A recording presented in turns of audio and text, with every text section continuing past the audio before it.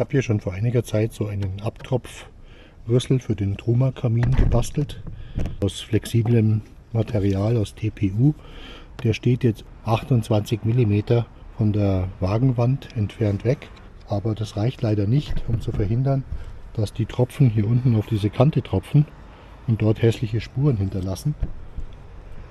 Darum tausche ich den jetzt aus gegen einen anderen, den ich mir gerade gedruckt habe.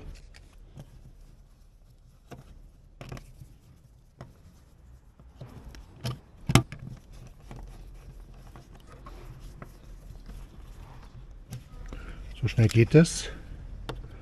Der steht jetzt 40 mm weg und da hoffe ich mir, dass die Tropfen etwas weiter wegtropfen. Ich kann den jetzt auch noch mit einem Heißluftföhn ein bisschen warm machen und gegebenenfalls noch ein bisschen weiter rausbiegen. Aber schauen wir mal, ob es auch so geht.